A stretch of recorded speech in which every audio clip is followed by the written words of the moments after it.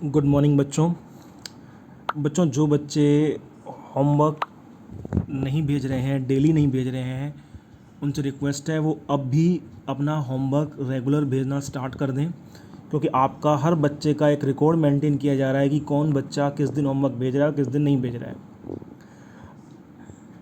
Next बच्चों हमारा topic है integrated rate low expression for zero order reaction. Zero order reaction के लिए जो हमारा इंटीग्रेटेड रेट लो है बच्चों, ये हमारा कहता है, ये डेरिवेशन है हमारा एक तरह का। सबसे पहले इसके अंदर हम पढ़ेंगे बच्चों जीरो ऑर्डर के लिए ये। तो सबसे पहले हमने बताया इसके अंदर कि जो ए नॉट इज़ द, हमने एज्यूम करा initial concentration of reactant at time T is equal to zero. Time T is equal to zero का मतलब है जब हमारी रिएक्शन स्टार्ट ही नहीं हुई तो हम कहते हैं कि टाइम जीरो है। तो जब टाइम जीरो है, रिएक्शन स्टार्ट ही नहीं हुई, मैंने आपको बताया था शुरुआत में हमारे पास इनिशियल कंसंट्रेशन होती है रिएक्टेंट की। धीरे धीरे धीरे हमारी जो रिएक्टेंट की कंसंट्रेशन है वो डिक्रीज़ होना स्टार्ट होती है और प्रोडक्ट की कंसंट्रेशन इंक्रीज़ होना स्टार्ट होती है। मैंने आपको एक चाय का एग्जांपल दिया था शुरुआत में।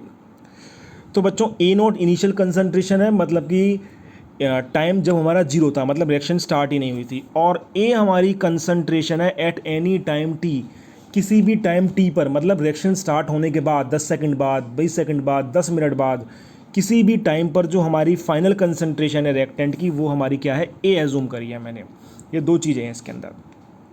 अच्छा, अब क्योंकि ये जीरो ऑर्डर की रिएक्शन है तो आपको पता है जीरो ऑर्डर के लिए जो हम रेट लॉ एक्सप्रेशन लिखेंगे या रेट इक्वेशन बनाएंगे, कल सिखाया था मैंने आपको बनाना, वो कैसे लिखेंगे, रेट इज इक्वल टू के ए की पावर जीरो।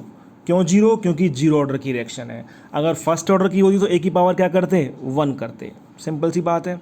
फिर बच्चों मैंने बताया हुआ है रेट इज इक्वल टू किसके होता है, रेट इज इक्वल टू होता है हमारा change in concentration upon change in time minus D A upon D T. मतलब रेट की जगह पर मैंने लिख दिया minus D A upon D T. Minus D A upon D T क्यों लिखा? क्योंकि हमारा जो रिएक्शन हमारी वो है ऐसे है, ए कन्वर्ट हो रहा है मान लो बी में, ये हमारी रिएक्शन है। तो ए के रेस्पेक्ट में रेट क्या होगा, minus D A upon D T is equal to के।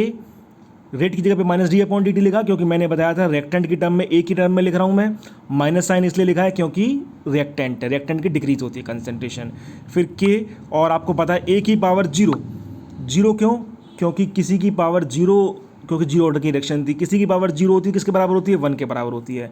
तो बच्चों आप देख सकते हैं जो हमारी इक्वेशन थी रेट इज इक्वल टू के इक्वल टू जीरो, वो बन गई। अब रेट की जगह मैंने लिख दिया यहाँ पर minus D upon D T, क्योंकि ए के रेस्पेक्ट में के इंटू में 1, किसी की पावर जीरो हो तो 1 के बराबर होती है। तो अब यहाँ से आप देख सकते हैं के इंटू 1 के आ जाएगा, माइनस डी ए, इस डी टी को मैं यहाँ ले गया। जब मैं इस डी टी को यहाँ ले गया तो ये बन गया minus D A is equal to K D T. ये हमारी इक्वेशन 1 आ गई। यहाँ तक समझ में आ गया होगा आपको।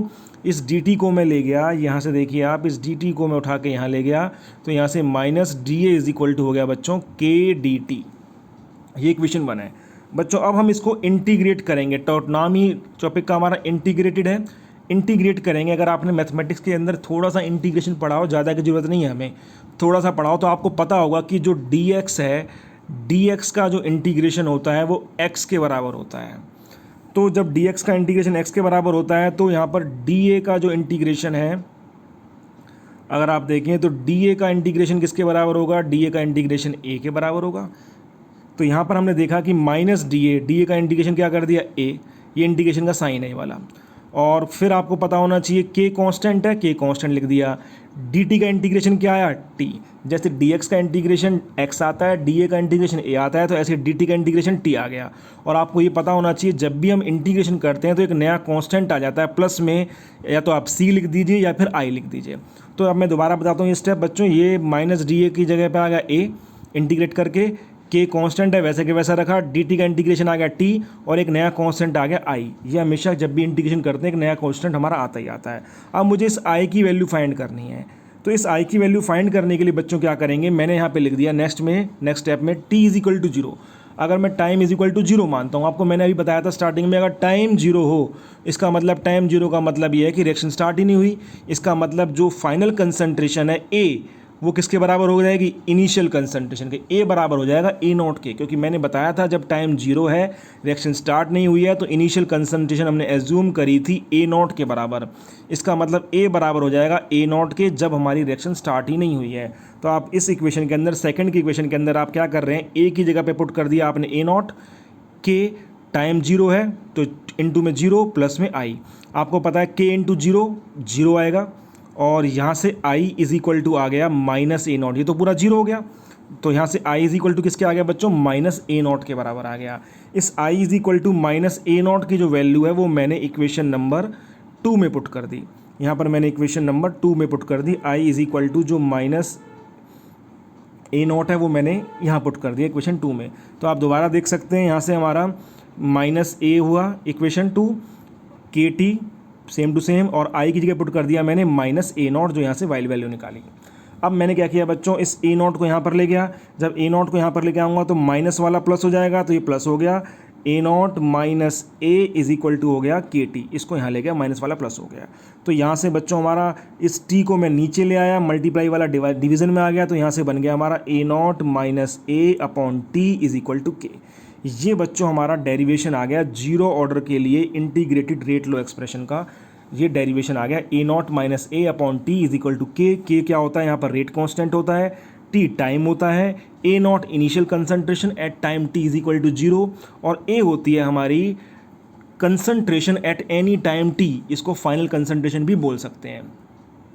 तो ये बच्चों हमारा डेरिवेशन था जीरो ऑर्डर के लिए। अब बच्चों इसके अंदर थोड़ा सा टॉपिक और, अभी एक डेरिवेशन और है हमारा छोटा सा हाफ लाइफ पीरियड का, वो बताता हूँ मैं आपको।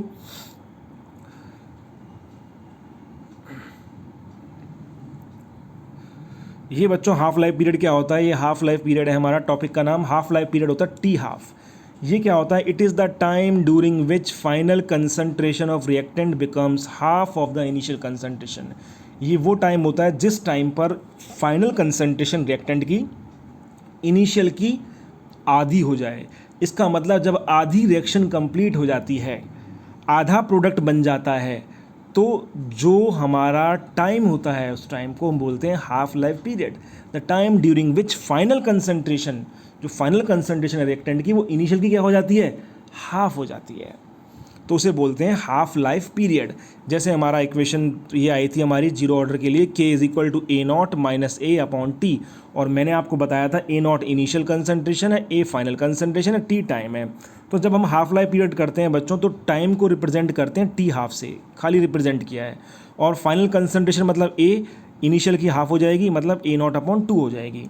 तो बच्चों आप यहाँ से देख सकते हैं K is equal to A naught, A की जगह पे पुट कर दिया मैंने ए naught by 2 K, final concentration initial की हाफ हो जाएगी A naught minus A naught by 2, और अपॉन में आ जाएगा टी हाफ, टी की जगह मैंने टी हाफ से रिप्रेजेंट करा है इसको। तो आप देख सकते हैं A naught minus A naught by 2, यानी कि 1 माइनस 1 बाई 2 क्या आता है, 1 बाई 2। तो यहाँ से बच्चों हमारा आ जाएगा A naught minus A naught by 2 upon में टी हाफ, यहाँ से थोड़ा सा यहाँ पे 2 और आएगा,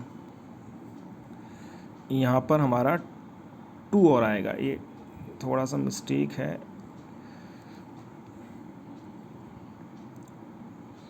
यहाँ पर 2 और आएगा बच्चों, क्योंकि A naught minus A naught by 2 मतलब कि 1 बाई 2, 1 माइनस 1 बाई 2, 1 बाई 2, तो यहाँ पे आ गया ए नॉट बाई 2 और ये टी हाफ। तो यहाँ से अगर मैं ले जाऊँगा तो T half is equal to किसके आ गया, T half is equal to आ गया ए नॉट अपॉन 2 के। तो यहाँ से T half is equal to A naught upon 2 K आ जाएगा बच्चों। और फिर हम आप देखें, ये हमारा हाफ लाइफ पीरियड आ गया टी हाफ। आप देख सकते हैं इसका जो हाफ लाइफ पीरियड है जीरो ऑर्डर रिएक्शन का, वो इनिशियल कंसंट्रेशन मतलब ए नॉट के डायरेक्टली प्रोपोर्शनल है। ये बहुत इंपॉर्टेंट बात है कि जो हाफ लाइफ पीरियड होता है इनिशियल कंसंट्रेशन के डायरेक्टली प्रोपोर्शनल होता है जीरो ऑर्डर का। अब बच्चों एक ग्राफिकल रिप्रेजेंटेशन है जीरो ऑर्डर का, वो समझाता हूँ मैं आपको। ये हमारा ग्राफिकल रिप्रेजेंटेशन होता है जीरो ऑर्डर का। ये हमने ग्राफ बनाया है ए के बीच में और टी के बीच में। टी तो हमारा टाइम है और ए क्या है हमारा, ए हमारा होता है concentration, final concentration at any time T, किसी भी टाइम पर जो कंसंट्रेशन है। आपको पता है ग्राफ हमेशा बनाया जाता है उन दो चीज़ों के बीच में जो वेरिएबल्स हैं, जो वेरी कर रहे हैं, जो चेंज हो रहे हैं। आपको पता है इनिशियल कंसंट्रेशन चेंज नहीं होगी, वो तो कांस्टेंट है, जो हमने ले ली। उसके बाद चेंज किस में आएगा, 10 सेकंड बाद कुछ और कंसंट्रेशन हुई, 20 बाद कुछ और हुई, 40 सेकंड बाद कुछ हुई। मतलब जो ए है concentration at any time T, उसमें चेंज आएगा तो ए के बीच में बनाएंगे, और टी का मतलब टाइम के अनुसार जो चेंज आ रहा है उसमें बनाएंगे ग्राफ। तो आप देख सकते हैं इसका जो स्लोप है वो नीचे की तरफ जा रहा है, डाउनवर्ड जा रहा है। इस तरह से इसका ग्राफ बनेगा, नीचे की तरफ डाउनवर्ड स्लोप बनेगा इसका, और इसका जो स्लोप आएगा वो माइनस के बोलते हैं इसको। वैसे मैं आपको उसको अगर डिटेल में समझना चाहते हैं, अगर आप डायरेक्ट याद नहीं रखना चाहते तो डायरेक्ट डिटेल में समझाता हूँ बच्चों। हमने जो डेरिवेशन किया था आप देखेंगे, ये हमने डेरिवेशन किया था, तो इस डेरिवेशन के अंदर ये इक्वेशन थी हमारी ये वाली, minus A is equal to K T minus A naught. इस इक्वेशन को उठा लें आप, और इस इक्वेशन को उठा के मैंने इस इक्वेशन को उठा लिया यहाँ से, देखिए minus A is equal to K T minus A naught, फिर मैं इस माइनस साइन को यहाँ ले गया तो ये प्लस ये हो जाएगा ए इज इक्वल टू माइनस के टी प्लस ए नॉट। ठीक है बच्चों, अब ग्राफ बनाना है मुझे ए के बीच में, तो मैंने इसको वाई मान लिया, और टी के बीच में इसको मैंने एक्स मान लिया, तो ये हो गया वाई, ये हो गया एक्स, और इसके आगे जो मल्टीप्लाई में उसको वो हो जाएगा एम, और जो प्लस में है ए नॉट वो हो जाएगा सी। तो आप देख सकते हैं इक्वेशन बन गई हमारी y is equal to M X plus C. आप देख सकते हैं ये इक्वेशन बन गई हमारी y is equal to M X plus C, जो कि एक स्ट्रेट लाइन इक्वेशन होती है। इसका मतलब इसका जो ग्राफ आएगा वो स्ट्रेट लाइन आएगा। और अब आप देख सकते हैं इसके अंदर m की वैल्यू, स्लोप की वैल्यू क्या आ रही है, माइनस के आ रही है, और स्लोप मतलब जो स्लोप है, जो इसकी ढलान है, जो माइनस की आ रही है, माइनस के आने का मतलब है कि ये नीचे की तरफ बनेगा, डाउनवर्ड बनेगा। अगर प्लस की होती तो ये ऊपर बनता। आपने 11th के अंदर पढ़े होंगे मैथमेटिक्स के अंदर ये क्वेश्चंस, वही क्वेश्चन है बिल्कुल। मतलब क्वेश्चन नहीं, मैं खाली मैथमेटिक्स का यूज़ कर रहा हूँ इस ग्राफ को समझाने के अंदर, आप डायरेक्ट भी याद रख सकते हैं, लेकिन मैं समझा रहा हूँ आपको। तो ए इज इक्वल टू माइनस के टी प्लस ए नॉट, यहाँ से आप देख सकते हैं ये ए हो गया वाई, ये टी हो गया एक्स, क्योंकि एक्स और वाई के बीच में ग्राफ बनना है, और ये m हो गया और ये c हो गया। तो slope m is equal to क्या आ गया, माइनस के आ गया। यहाँ से देख सकते हैं स्लोप माइनस के आने की वजह से इसको डाउनवर्ड बनाया गया है, नीचे की तरफ बनाया गया है। अगर प्लस आता तो हम इसको ऐसे बनाते, ऊपर की तरफ बनाते।